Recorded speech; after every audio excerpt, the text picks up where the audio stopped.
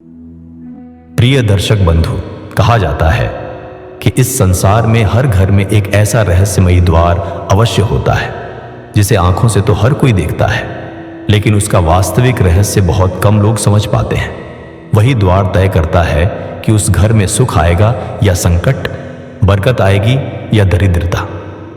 और सबसे बड़ा रहस्य यह है कि उसी अदृश्य द्वार से माता लक्ष्मी किसी भी घर में प्रवेश करती है।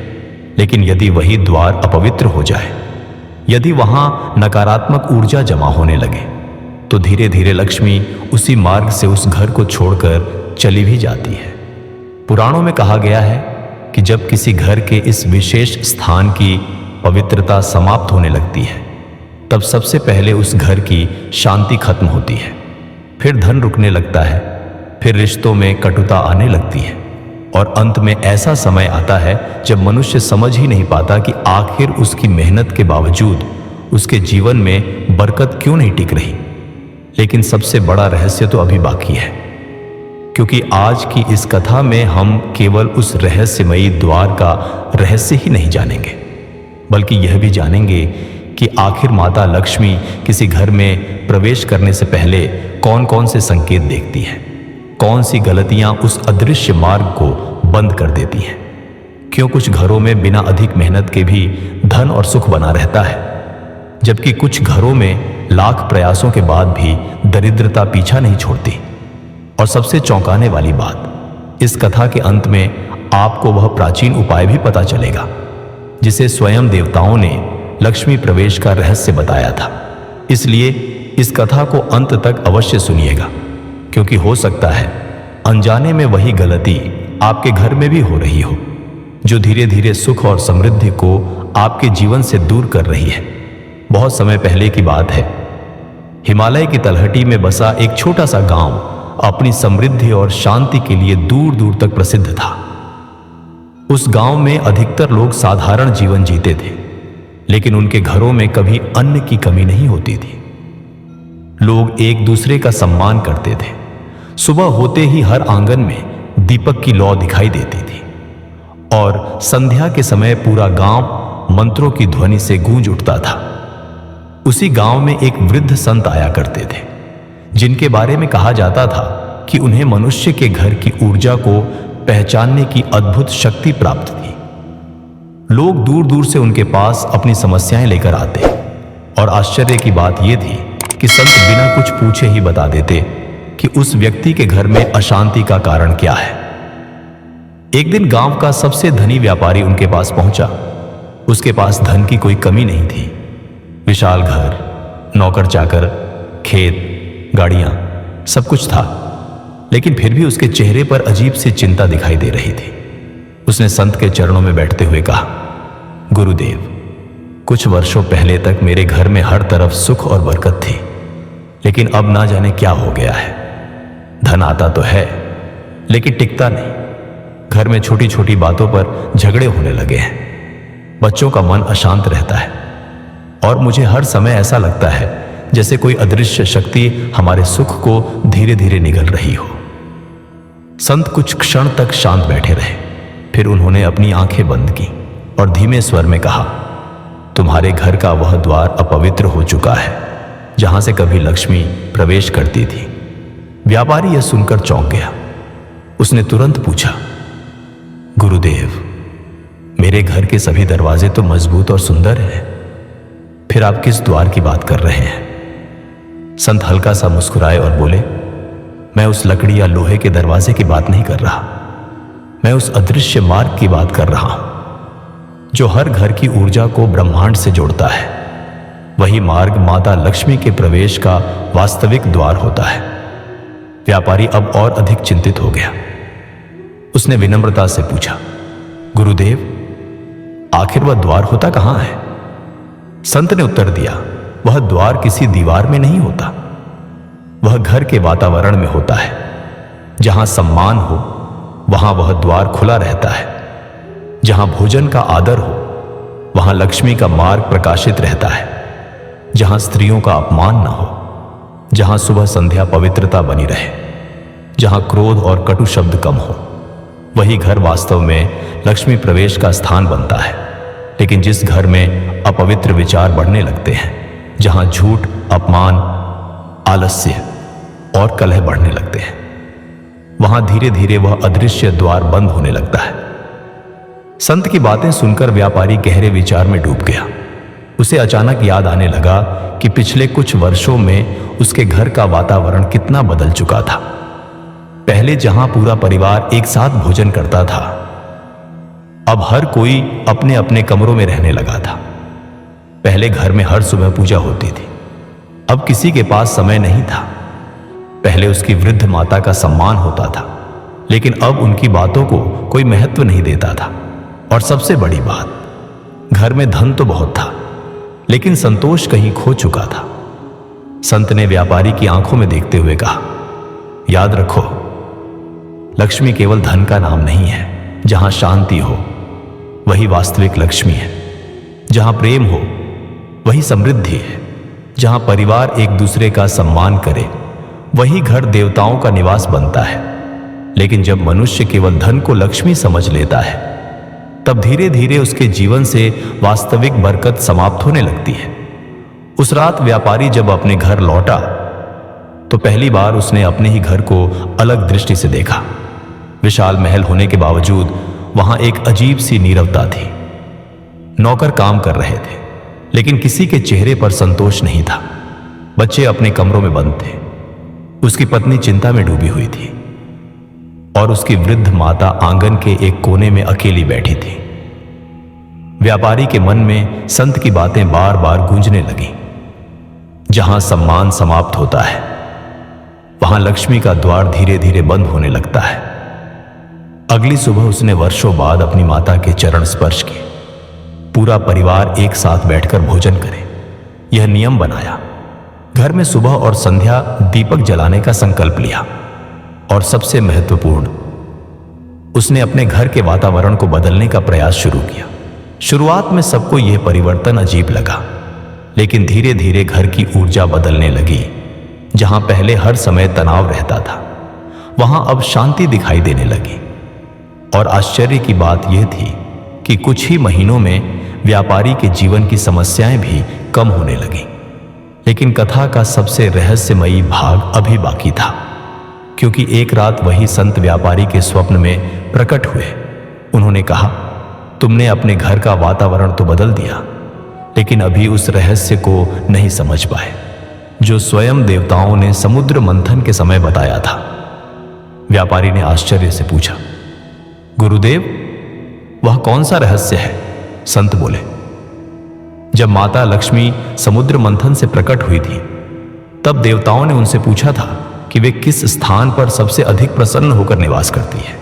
तब माता ने उत्तर दिया था, मैं उस घर में सबसे पहले प्रवेश करती हूं जहां मनुष्य अपने द्वार पर आने वाले अतिथि, भूखे और असहाय व्यक्ति का अपमान नहीं करता।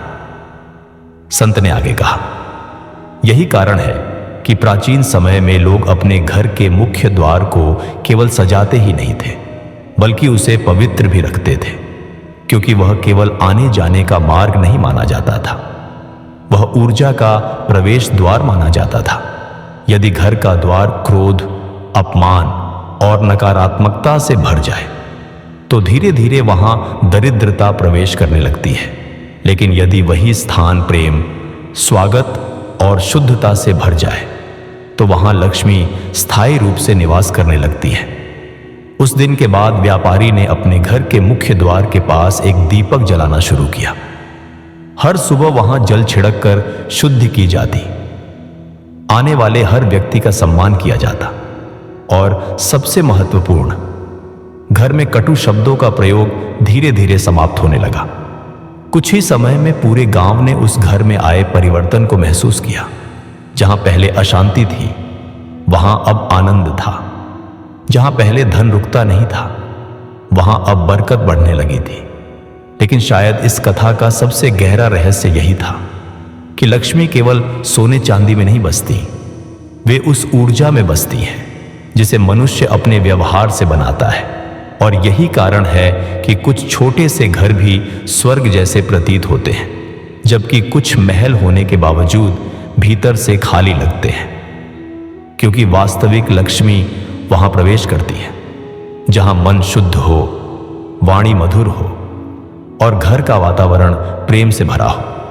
व्यापारी के घर में आए उस परिवर्तन की चर्चा अब धीरे धीरे पूरे गांव में फैलने लगी थी। लोग आश्चर्य करते थे कि जो घर कुछ समय पहले तक अशांति और तनाव से भरा हुआ था, वहां अचानक इतनी शांति और बरकत कैसे लौट आई। गांव के कई लोग उस व्यापारी से इसका रहस्य पूछते, लेकिन वह केवल मुस्कुराकर एक ही बात कहता, जब घर का अदृश्य द्वार शुद्ध हो जाता है तब जीवन अपने आप बदलने लगता है। अधिकांश लोग उसकी इस बात को पूरी तरह समझ नहीं पाते, क्योंकि वे अब भी लक्ष्मी को केवल धन और सोने चांदी से जोड़कर देखते थे, जबकि व्यापारी अब जान चुका था कि वास्तविक लक्ष्मी उस ऊर्जा का नाम है जो घर के वातावरण में बसती है। एक दिन गांव में भयंकर वर्षा शुरू हुई। आकाश में काले बादल छा गए, तेज हवाएं चलने लगीं और रात होते होते पूरा गांव अंधकार में डूब गया। लोग अपने अपने घरों के दरवाजे बंद कर भीतर बैठ गए। उसी रात गांव के किनारे रहने वाली एक वृद्ध स्त्री रास्ता भटक गई। उसके कपड़े पूरी तरह भीग चुके थे, शरीर कांप रहा था और वह सहारे के लिए एक एक घर का दरवाजा खटखटा रही थी। लेकिन अधिकांश लोगों ने भय और असुविधा के कारण अपने द्वार नहीं खोले। किसी ने सोचा कहीं यह कोई चोरनी ना हो, किसी ने कहा रात बहुत खराब है, हम मुसीबत क्यों लें, और कुछ लोगों ने तो उसकी आवाज तक अनसुनी कर दी। वह वृद्ध स्त्री धीरे धीरे चलते हुए उसी व्यापारी के घर के सामने पहुंची। उसने कांपते हाथों से द्वार खटखटाया।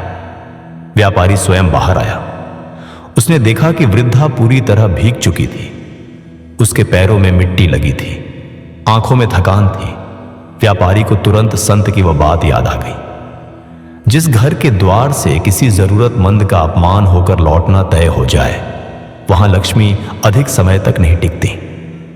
उसने बिना एक क्षण गंवाए वृद्धा को भीतर बुलाया, उसके लिए सूखे वस्त्र मंगवाए, भोजन कराया और सम्मानपूर्वक बैठने का स्थान दिया। व्यापारी की पत्नी ने धीमे स्वर में कहा, आप हर किसी पर इतनी जल्दी विश्वास कैसे कर लेते हैं? आजकल समय ठीक नहीं है। व्यापारी मुस्कुराया और बोला, यदि हमारे द्वार से कोई भूखा, दुखी या असहाय व्यक्ति अपमानित होकर लौट जाए तो फिर इस घर की सारी पूजा और संपत्ति व्यर्थ है। वृद्धा शांत भाव से उनकी बातें सुनती रही। भोजन करने के बाद उसने व्यापारी को आशीर्वाद दिया और फिर धीमे स्वर में बोली, तुम्हें पता भी नहीं आज तुमने किसका स्वागत किया है। यह सुनते ही व्यापारी कुछ क्षण के लिए चौंक गया, लेकिन इससे पहले कि वह कुछ पूछ पाता, अचानक तेज हवा का झोंका आया। दीपक की लौ तेजी से कांपी और जब उसने दोबारा वृद्धा की ओर देखा तो वहां कोई नहीं था। केवल हल्की सी चंदन की सुगंध पूरे कक्ष में फैल चुकी थी। व्यापारी की पत्नी भय और आश्चर्य से कांप उठी। पूरे घर में एक दिव्य शांति अनुभव होने लगी। उसी क्षण व्यापारी को संत की बातें याद आई। कभी कभी देवियां साधारण रूप में मनुष्यों की परीक्षा लेने आती हैं। अगली सुबह व्यापारी उसी संत के पास पहुंचा और रात की सारी घटना उन्हें बताई। संत कुछ क्षण शांत रहे, फिर बोले, तुम सौभाग्यशाली हो, क्योंकि बहुत कम लोगों को यह अवसर मिलता है।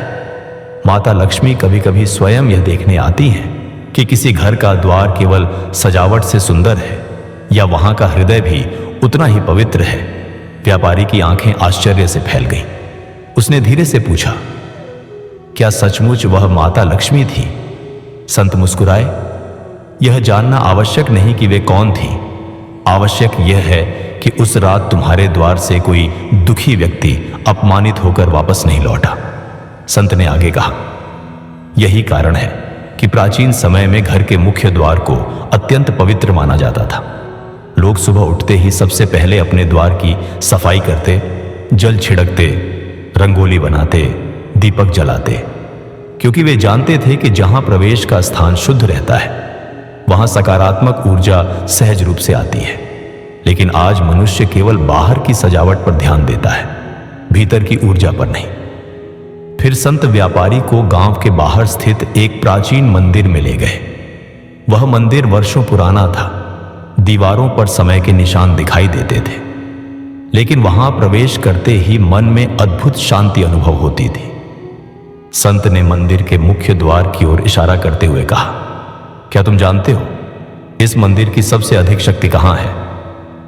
व्यापारी ने कहा, शायद गर्भगृह में। संत मुस्कुराए, नहीं, इसकी शक्ति उस भाव में है जिसके साथ लोग इस द्वार से प्रवेश करते हैं।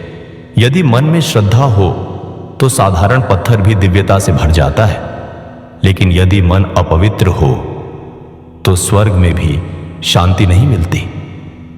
संत ने आगे बताया कि हर घर भी एक छोटे मंदिर की तरह होता है और उसका मुख्य द्वार केवल लकड़ी या लोहे का बना ढांचा नहीं, बल्कि उस घर की ऊर्जा का प्रवेश मार्ग होता है।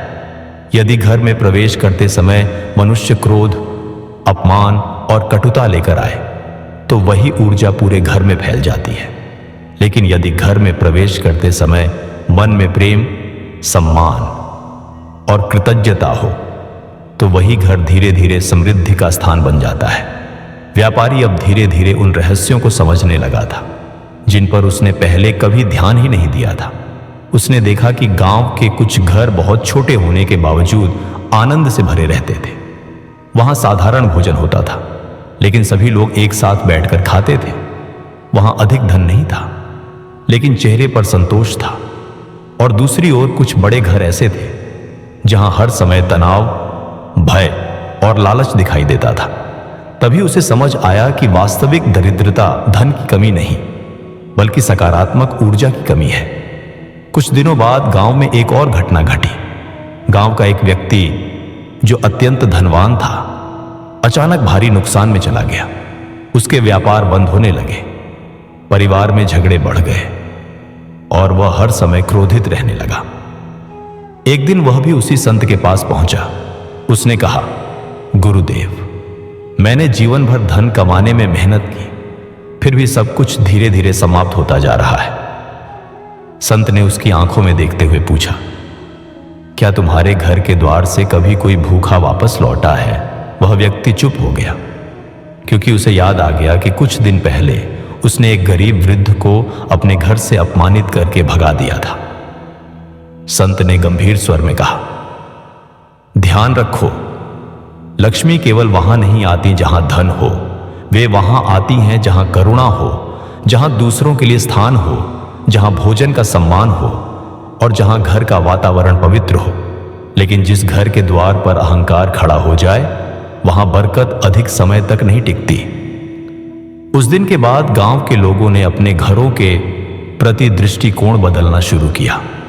अब वे केवल घर की दीवारों और सजावट को महत्व नहीं देते थे, बल्कि वहां की ऊर्जा को शुद्ध रखने का प्रयास करते थे।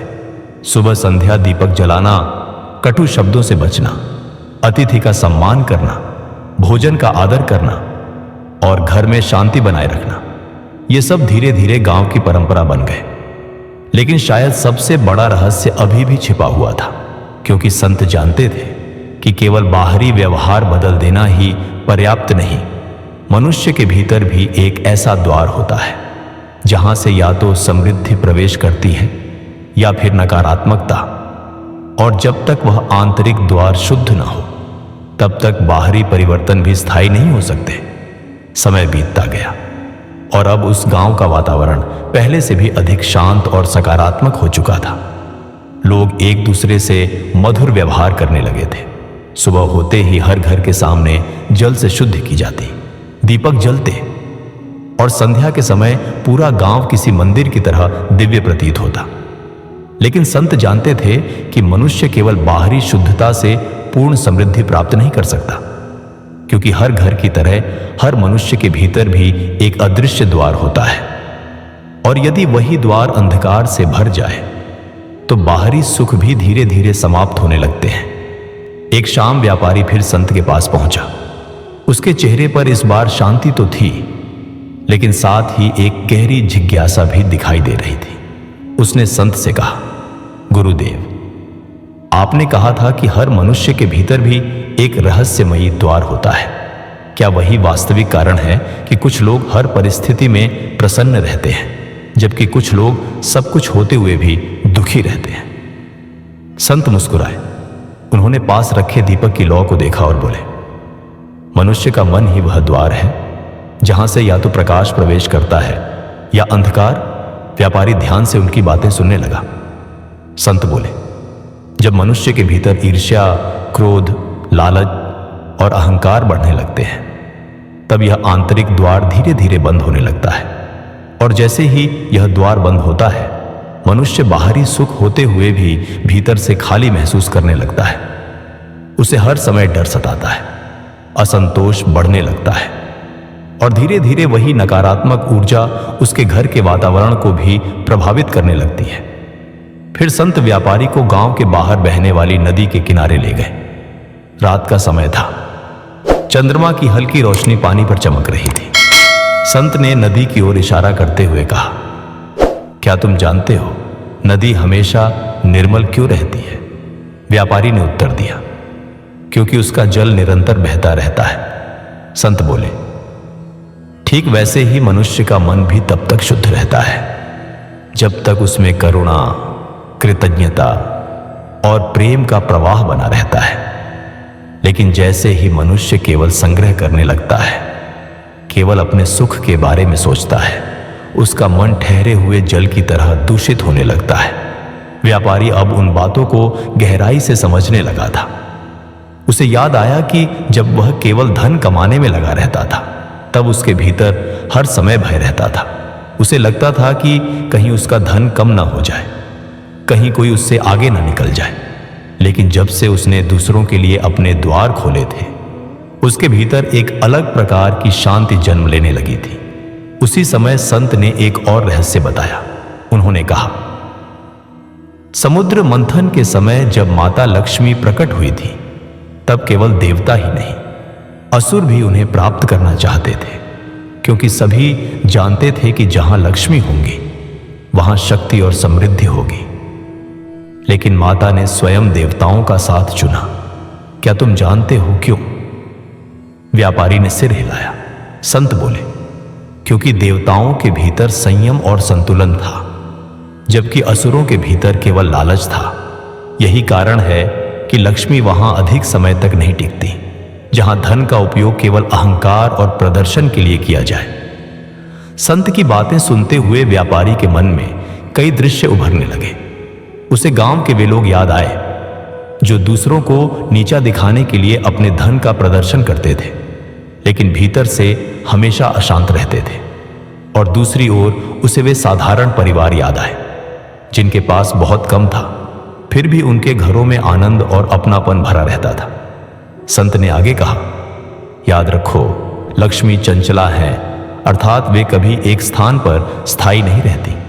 यदि मनुष्य के भीतर विनम्रता समाप्त हो जाए, यदि घर में अहंकार बढ़ जाए, यदि दूसरों का अपमान होने लगे, तो धीरे धीरे बरकत कम होने लगती है।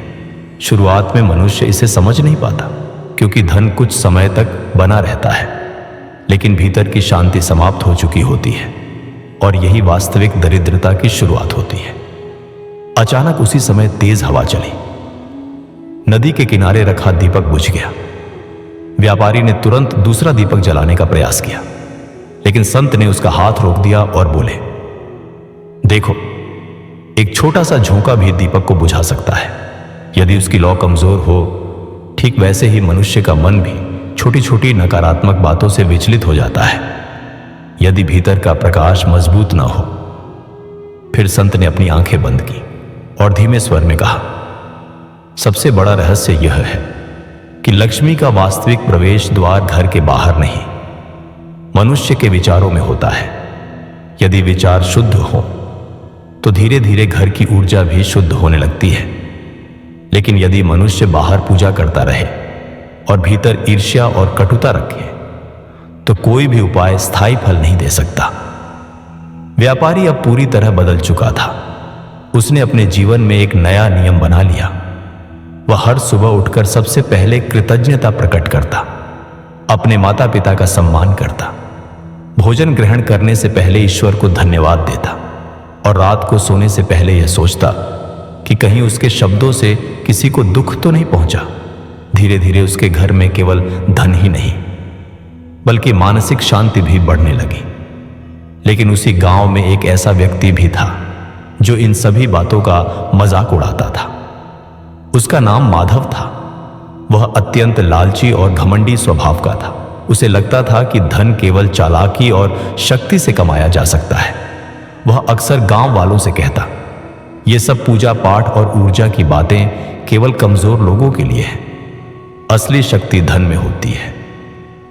शुरुआत में लोग उसकी बातों पर ध्यान नहीं देते थे, क्योंकि उसके पास बहुत संपत्ति थी, बड़ा घर था, नौकर थे और बाहरी रूप से वह अत्यंत सफल दिखाई देता था।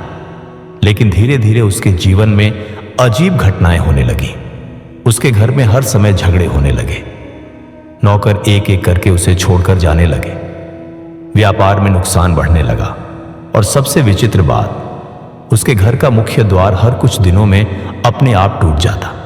कभी कुंडी टूटती, कभी लकड़ी चटक जाती, कभी रात में अजीब आवाजें सुनाई देती।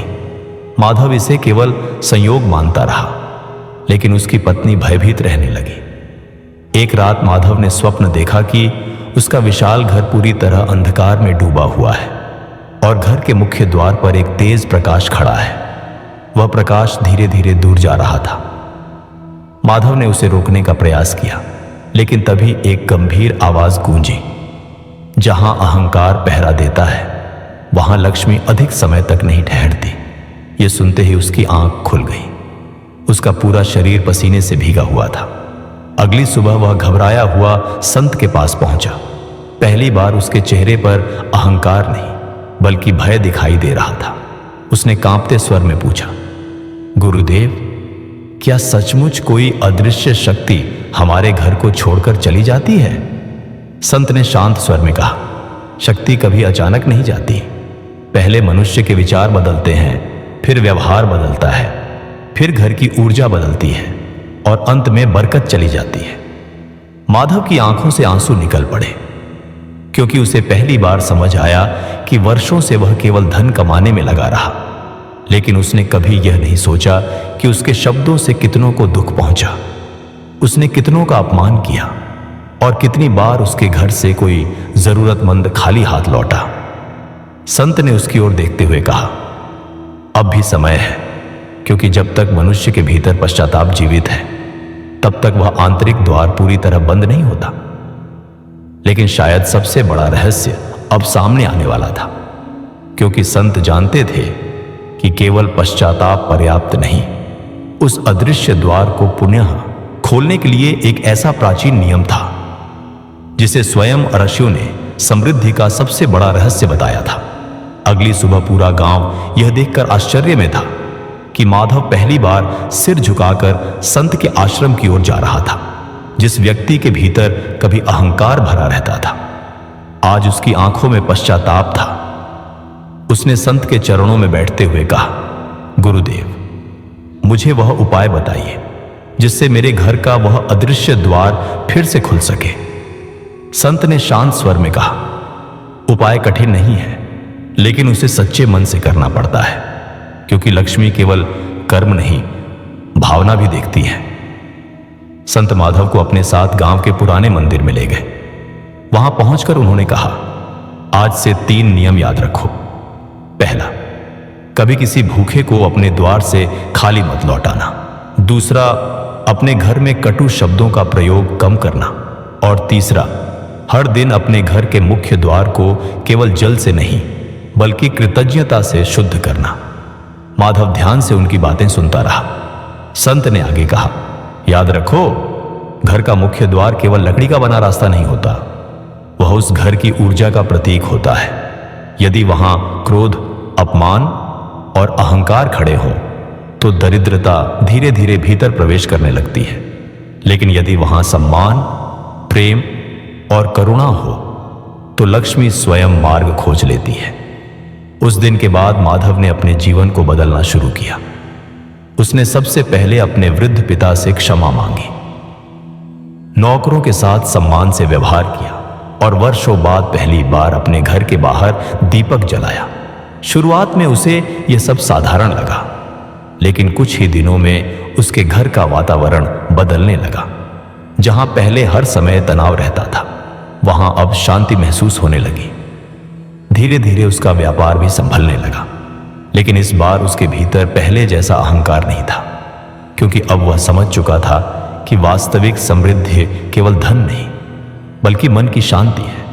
और शायद यही उस रहस्यमयी द्वार का सबसे बड़ा रहस्य था कि माता लक्ष्मी वहां प्रवेश करती है जहां घर के साथ साथ मन का द्वार भी खुला हो। कहा जाता है कि आज भी जिस घर में सुबह पवित्रता रहती है, जहां भोजन का सम्मान होता है, जहां स्त्रियों और बुजुर्गों का आदर किया जाता है, जहां अतिथि को मुस्कुराकर जल दिया जाता है, वहां उस अदृश्य द्वार से धीरे धीरे बरकत प्रवेश करने लगती है। और शायद यही कारण है कि कुछ छोटे घर भी स्वर्ग जैसे लगते हैं, क्योंकि वहां केवल दीवारें नहीं बल्कि सकारात्मक ऊर्जा जीवित होती है। और शायद इस समय यह कथा सुनते हुए आपको भी अपने घर का वह रहस्यमयी द्वार याद आ रहा होगा, क्योंकि हो सकता है माता लक्ष्मी उसी द्वार पर खड़ी हो, केवल इस प्रतीक्षा में कि कब उस घर के भीतर प्रेम, सम्मान और शुद्धता का दीपक फिर से जलाया जाए। धन्यवाद।